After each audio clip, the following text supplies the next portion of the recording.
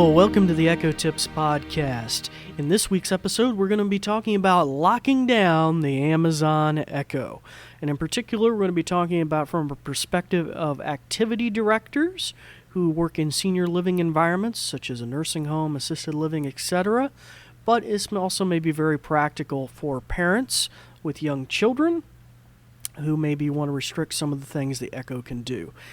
All right, but before we get into any depth of that material, we're going to go to a brief break and a message about our podcast, and then we'll be right back. This episode is brought to you by the New Vision program at Goodwill. We're also grateful for the kind use of WVTF Studios. New Vision is a program of Goodwill that provides information services and assistive technology training to individuals with visual impairments living in Southwest Virginia. Goodwill Industries of the Valleys is a nonprofit organization serving the New River, Roanoke, and Shenandoah Valleys of Virginia. Goodwill's mission services help individuals with disabilities and disadvantages to get back to work and gain greater independence. These shows are provided for educational purposes. This podcast may not be retransmitted, sold, or reproduced without written permission from New Vision.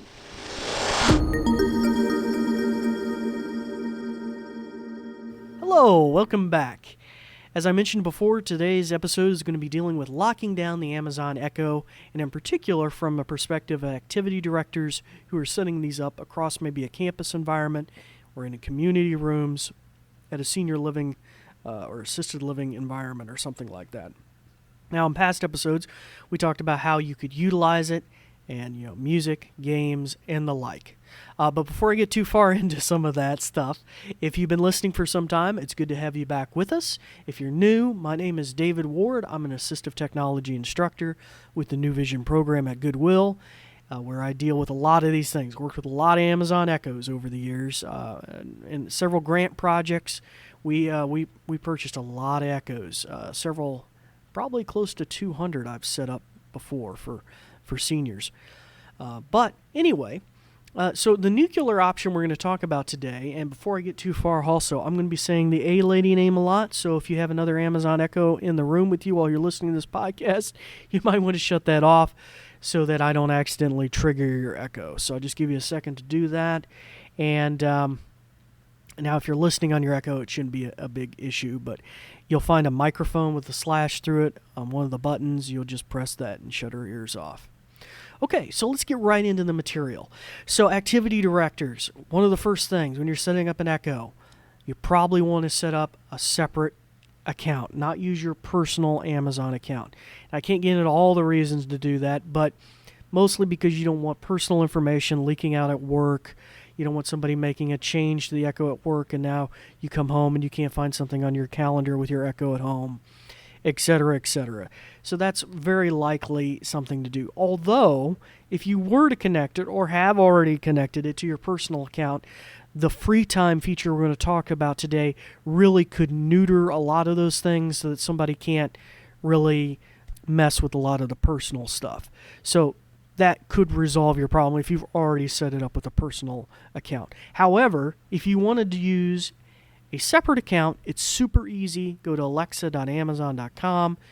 You set sign up or new account, and it's your name, an email address, and a password. That's it. No credit card, no address, no nothing else required to create an account. And if you're setting it up on an Amazon Echo Show with a touchscreen, you can just do it right there on the touchscreen, create a new account. So it's not really an issue. All right, let's get into this nuclear option for restrictions, locking it down, free time. So free time is and was designed with children in mind, parents with young children who want to restrict what their Echo can do. And so bear that in mind. Everything is colored by that, but the fact is really it could be a nice access control that you as assistive activity directors, could use in your environment on the community room Echo or something like that. We're using it in more of a public setting, public kiosk-like manner. So here's some of the things free time will do. And this is how you'll find it. You'll go to the Alexa app. You go to the menu in the top left corner. You're going to go to Settings. You're going to tap on Settings, then you're going to tap on Devices, and then you're going to tap on the particular device that you want to place these restrictions or the free time restrictions on. So if you have more than one Echo, you're going to need to choose the right one. You'll select that Echo, tap on that, and then from there you're going to scroll down the list. You'll see volume, Bluetooth, wireless, Wi-Fi. You're going to see all these different settings. Tap on Free Time. That's going to take you to the next page where you have a toggle in the top right corner. Turn it on, turn it off. If you turn it on, it's going to take you through a step-by-step tutorial. Bear in mind, it was designed for parents with children, so it's going to be colored by that in a lot of ways. Like, it's going to ask you, what's your kid's name? I put like in Johnny or something. But if you're an activity director, you might want to put in Community Room 1 or Community Room Echo or something silly like that. And that's fine. Now, it may make things sound a little weird later on, if the Echo says, hey, hello, Community Room 1. But, you get the idea. We're shoehorning in a kind of a solution here. Not exactly with the use case it was designed for. But follow those steps, and it'll do some verification. It'll even require you to put in your password again for the Amazon account. It may even lock it to that phone, sending a text message to that phone to make sure you have control of that device. And from then on, you can use that device to edit these, what would otherwise be basically parental features, but you're using it as an activity director. Now, one of the great things it's going to do is it's going to shut off purchasing altogether. I don't know if you can hear this well. It's not mic'd perfectly. Alexa, buy me a Ferrari. I'm unable to do that. Yeah, she's not going to do that. So formerly I had purchasing available, and all my other Echoes that don't have this restriction turned on, I can still buy things, but on this one, no longer. Also, phone calling or video conferencing through the Amazon service. Alexa, call the nearest Walmart. I can only call people in your contact list. A grown-up can add people using the Alexa app. Okay, so there mentions a grown-up can ask. So once again, for children, but for you as an activity director, you will later, after you've added this feature in that same panel where you have the toggle on and off, you now would have Johnny's restrictions. But you might have put community room. You tap on that, manage community room free time. And from there, you can go to the calling features and whitelist certain things that can be called. And I would assume that would also mean numbers that are associated with other Echoes that do video conferencing. So that would be a 2-for-1. This also here, natively, I said Walmart. It disabled the Yellow Pages calling functionality. So that's kind of unique as well. So bear that in mind. What we're going to be talking about in a subsequent episode about a la carting some of this, like doing some of this separately without using free time. But as you can see, the free time already is like the nuclear option. It takes care of a lot of these things. Another feature you would find in there after you added Community Room 1 and you hit Manage is you can set times of day that the Echo can be queried. So obviously in a parental environment with children, Johnny's bedtime's 9 o'clock at night. Between 9 and 6 a.m., Johnny can't talk to the Echo and ask it to play games or play music or tell him a joke in the middle of the night.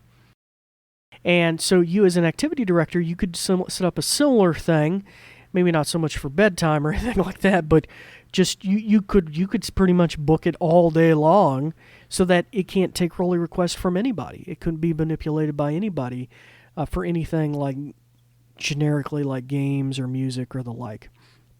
But you still as the activity director can maybe have it set up to do reminders throughout the day or different types of alarms or things like that. Okay, so and also there's also in there a pause button and a resume button, so you could at the end of the workday hit that button and the Echoes across the campus that have free time enabled will all stop working until the next day. In other words, they won't respond to verbal commands. They would continue to do the alarms and reminders if you had anything set, but they wouldn't respond to anybody's command after that time. Okay, so also turn free time on. Automatically enables explicit video filtering. So like I tried to earlier play a TV-14 rated TV show, won't do it. Something like that. It's going to turn on that explicit video filter. Also, explicit lyric filters on music, that will be enabled, so they won't be able to play anything like that. Also, since the Echo has a built-in camera, it can take pictures. If they were to take pictures, or like a selfie in front of the Echo, that's automatically going to be piped into a private folder, as I understand it, and typically parents would choose whether they can be added to like the wallpaper, because the Echo can also, especially the Echo Show in particular with the screen, can act as a digital picture frame, which is super for activity directors. You could put pictures of different community members in there. You could take a photo of the weekly lunch schedule and put it on there, whatever. That is constantly scrolling periodically on the display. Also, it's going to, when you use FreeTime, it's going to restrict skills. So you can't just say open the WebMD skill or open the Bible app skill. Skills will need to be whitelisted by you. Now, I'm not too sure if you can just whitelist any skill. I just scrolled through the list real quickly and saw, like kids skills, because that's what it was oriented towards. But theoretically, you could, I hope, add different skills, like the Skype skill. And then that would enable that video conferencing feature through Skype with Microsoft. Also, the FreeTime feature is going to nuke the web browser functionality.